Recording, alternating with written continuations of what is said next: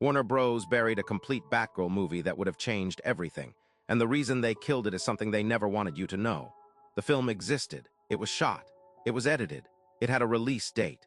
And then one man signed a piece of paper and $90 million disappeared from cinema history forever. You were never supposed to hear the real reason. The official story, poor test screenings, shifting strategy, that was the cover. The actual reason was written into a financial clause so obscure that most entertainment journalists missed it entirely. And once you understand it, you'll never look at a studio cancellation the same way again. Go back to 2021.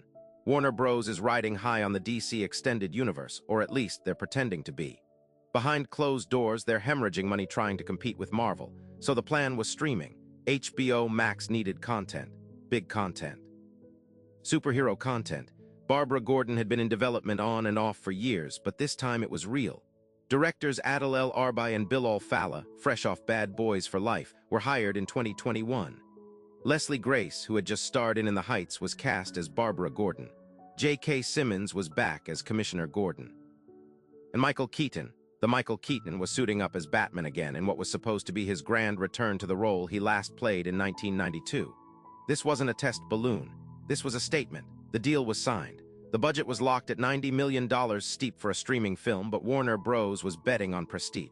Principal photography wrapped in Glasgow in early 2022. Effects work was underway. Early cuts had screened internally. The directors were on track for a summer or late-year HBO Max premiere. Brendan Fraser, in his comeback year, the same year he'd win an Oscar for The Whale, had already filmed his scenes as the villain Firefly. There are photographs from the set. There are costume tests. There are interviews the directors gave while still in post-production, talking about the film in the present tense. This was not a rumor. This was not a pilot that never got ordered. Batgirl existed. It was 90% complete. And then, in August 2022, Warner Bros. Discovery made a decision that has no precedent in modern Hollywood. Here's where the story changes. In April 2022, the Discovery merger finalized. Warner Bros. Was no longer just Warner Bros.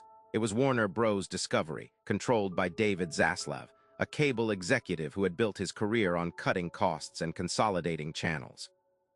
Zaslav looked at the DC slate and saw a problem.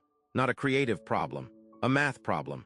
The company was carrying more than $50 billion in debt. HBO Max was spending at a rate that wasn't sustainable. And the internal test screenings for Batgirl, which the directors disputed publicly and vehemently, were being used as cover for a decision that had already been made somewhere else. Something bigger was happening, and it had nothing to do with whether the movie was good or bad. Here's the part they never explained in the press releases. Warner Bros. Discovery didn't just cancel Batgirl. They made it legally disappear. Under a specific provision in U.S. tax law, one that applies to abandoned content, a studio can claim a tax write-off on a completed project by declaring it will never be released, never licensed, never streamed, and never sold. The catch, it has to be genuinely inaccessible. You can't quietly shelve it and release it in 5 years. The content has to be permanently withheld to qualify. That's why Batgirl will never be on Max. It's why it will never appear in any format. It's not a vault situation, it's an accounting entry. The film was worth more to Warner Bros. Discovery as a tax deduction than as a movie.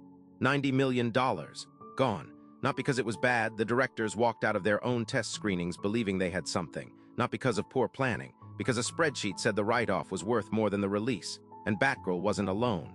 The animated Scoob, Holiday Haunt vanished the same week, same mechanism, same financial logic. Warner Bros. Discovery spent the summer of 2022 erasing finished content from existence to satisfy a tax strategy. That is the invisible contract in the title. You weren't supposed to know it existed. Think about what Batgirl represented. Michael Keaton's Batman return, the one fans had wanted since 1992, was threaded through that film. Leslie Grace had earned warm reception in every early report. The directors had proven they could make a commercially successful action film. This was supposed to open a lane, lower-budget, character-driven DC films built for streaming, distinct from the theatrical tentpoles. That entire strategy died with Batgirl.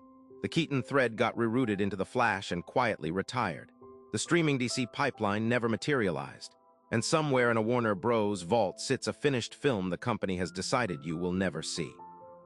The question nobody has answered: how many other completed films have been buried this way, and which studio uses this clause next? Because Warner Bros. Discovery wasn't the first to find it. They were just the first to get caught.